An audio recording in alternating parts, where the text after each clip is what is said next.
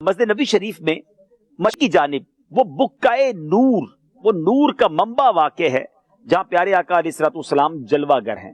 یہ وہی حجرہ مبارکہ ہے جسے مسجد نبوی شریف کی پہلی تعمیر کے وقت ہی پیارے آقا علیہ الصلوۃ والسلام کی رہائش کے لیے تیار کیا گیا تھا، اور یہی ام المومنین حضرت سیدنا عائشہ صدیقہ رضی اللہ تعالی عنہا تقریباً 9 برس تک میرے آقا علیہ الصلوۃ والسلام کی خدمت میں حاضر رہیں۔ اسی بنا پر اسے حجرہ عائشہ بھی کہا جاتا ہے۔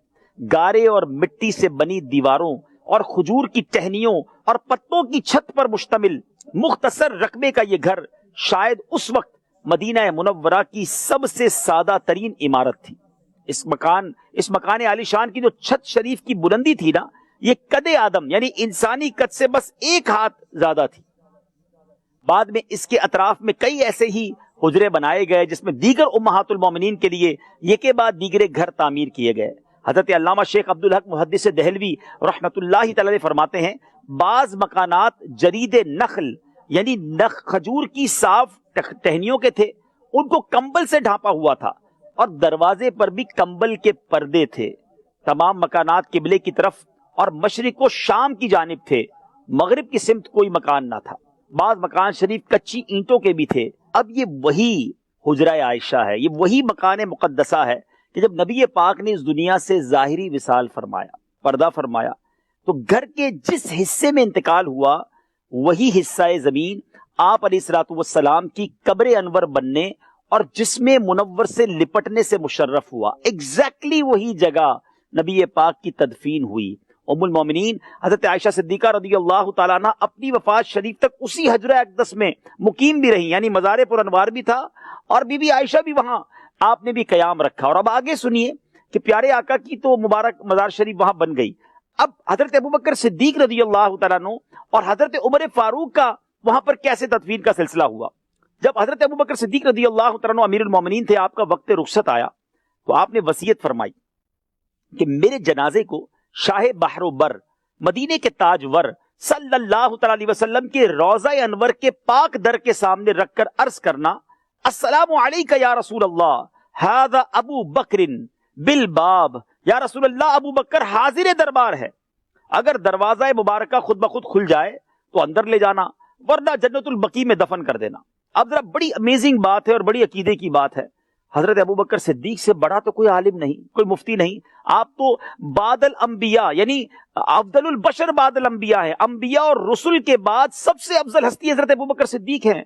یعنی آپ کا عقیدہ کیا تھا کہ پیارے آقا مزار پر انوار میں حیات ظاہری کے ساتھ دیکھ رہے ہیں اور میری پکار سنیں گے، اور اگر وہ چاہیں گے تو دروازہ خود بخود کھلے گا۔ حضرت ابوبکر صدیق کا عقیدہ یہ ہے۔ اور اس کے بعد ایک اور کمال کی بات کہ حضرت ابوبکر صدیق کے دنیا سے پردہ فرمانے کے بعد صحابہ کرام کہتے ہیں یہ کیسی وصیت ہے، اس پر عمل کرنے کی ضرورت کیا ہے؟ نہیں جناب، بڑے بڑے صحابہ کرام، خلفائے راشدین موجود ہیں، عشرہ مبشرہ کے صحابہ موجود ہیں، سب نے اس وصیت پر عمل کیا۔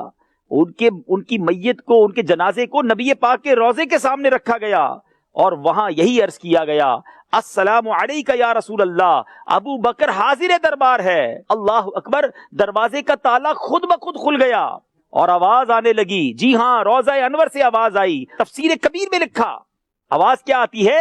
ادخل الحبیب الی الحبیب فان الحبیب الی الحبیب مشتاق، دوست کو دوست سے ملا دو کہ دوست کو دوست کا اشتیاق ہے، یعنی شوق ہے۔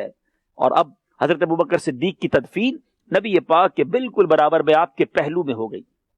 اب حضرت عمر فاروق رضی اللہ عنہ نے جب شہادت پائی تو آپ بھی حجرہ مطہرہ خلیفۃ المسلمین حضرت سیدنا صدیق اکبر رضی اللہ عنہ کے پہلو میں آپ کو دفن کیا گیا۔ اللہ اکبر، یہ کیسا منظر ہے کہ نبی پاک بھی ہیں اور 2 ایسے قریبی یار بھی ساتھ ہیں۔ اللہ اکبر، کیا خوبصورت بات سیدی اعلیٰ حضرت لکھتے ہیں نا، اسی بات کو سمجھاتے ہوئے لکھتے ہیں، آپ فرماتے ہیں سادین کا کران ہے پہلو شاہ میں، جھربٹ کیے ہیں تارے تجلی کمر کی ہے۔